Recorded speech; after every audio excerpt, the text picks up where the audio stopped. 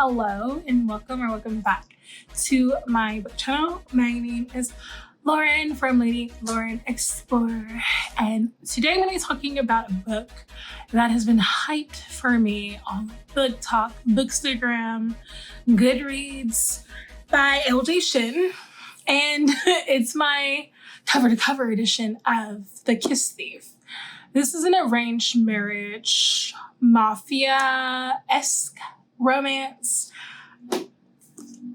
Yeah. That's just like, this should just tell you how it is. And then there's Prince doing his business. Princey, stop it. Let me just start off with kindness. I'm really glad that I finished this book. I've learned that, I think this is my only LJ Shin book that I've read. Prince, stop it. It's all in my ear, just you smacking. I think I might have read or started to read one other and then just left it. Yeah, it was a part of the villain series, whatever, those billionaire bosses. I think I read the third one. Anyways, that's not the point. That book was okay. This book is definitely just okay for me.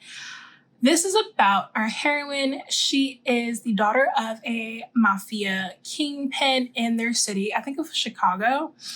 And she, is a traditional Italian mafia. Let me just say that. She's in love, or childhood crush love, with her best friend, who's also a adjacent Italian family. And she's very innocent.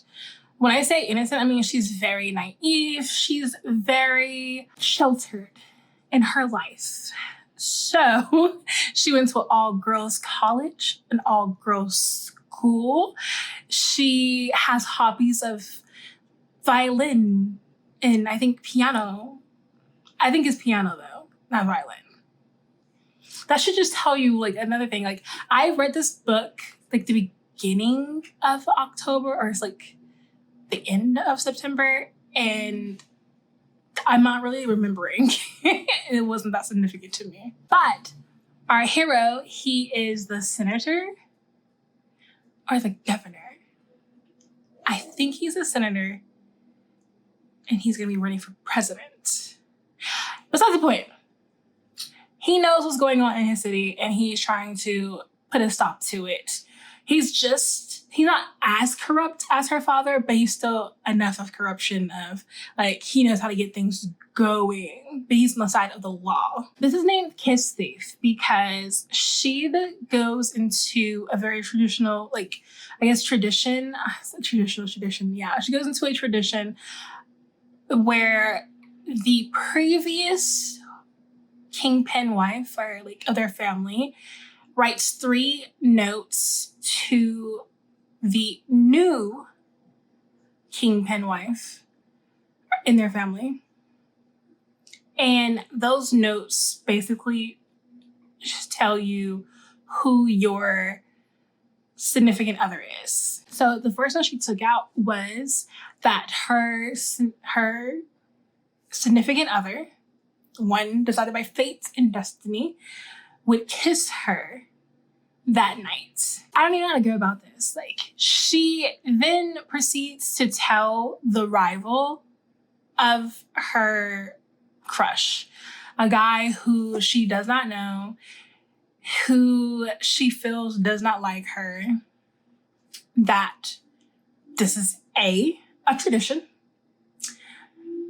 B, what tradition is in her family, why this is so traditional, and what happens, the consequences of the tradition, that these are the clues to find your next significant other. And then C, the actual thing on the note.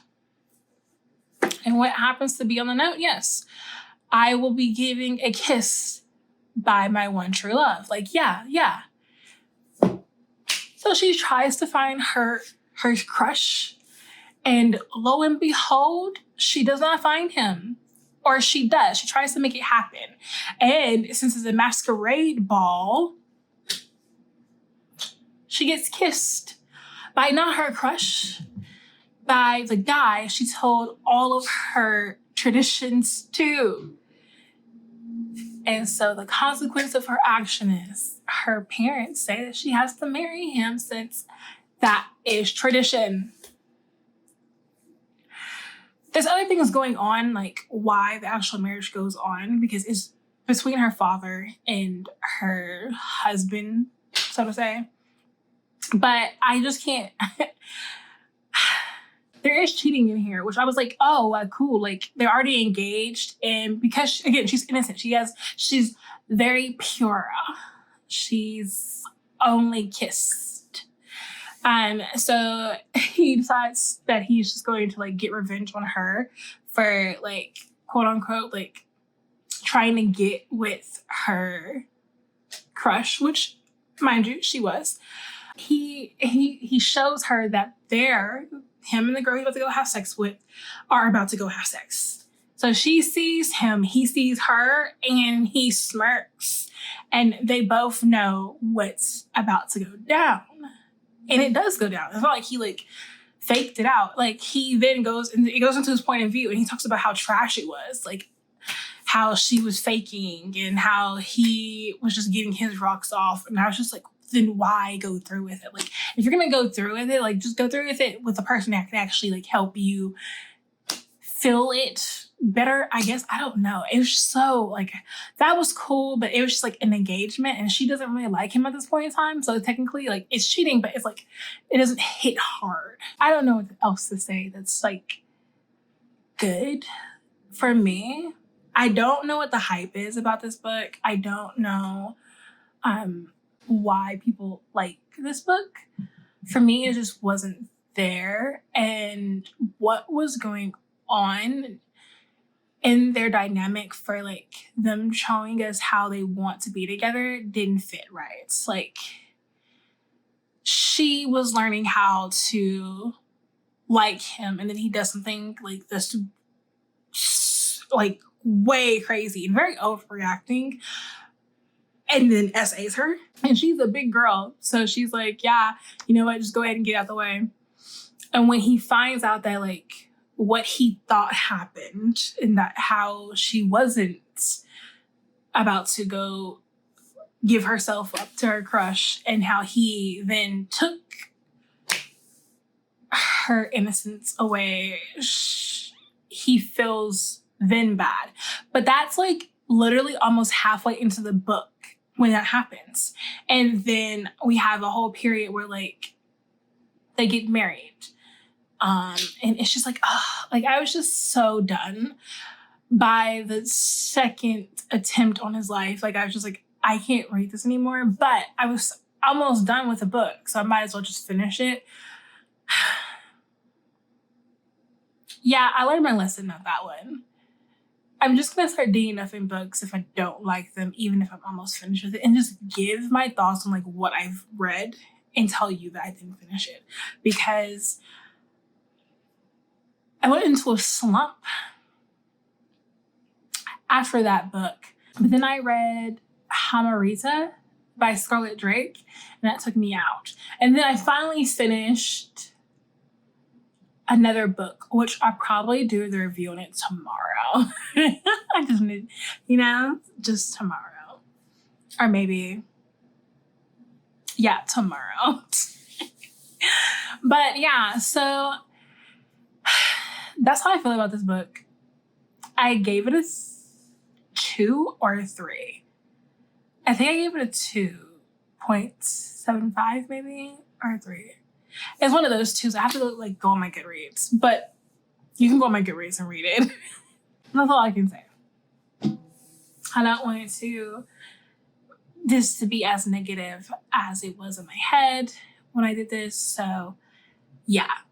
But anyways, my name is Lauren. I post a video Monday, Wednesday, Friday, sometimes Sunday. So please be subscribed so you can get notified when I have uploaded. And I will see you in my next video. And again, we are almost at 500 subscribers. So that means it's going to be my 500 subscriber giveaway. I have a huge box like, hold on, that box down there, like the bottom box, that huge box has so many books in it. Some of them are my favorites, and some of them I actually like are special editions, and some of them I actually just wanted to give away because I had duplicates and I wanted them to go to a good home because some of these duplicates are really special. But yeah, I hope to see you guys in my next video. Bye!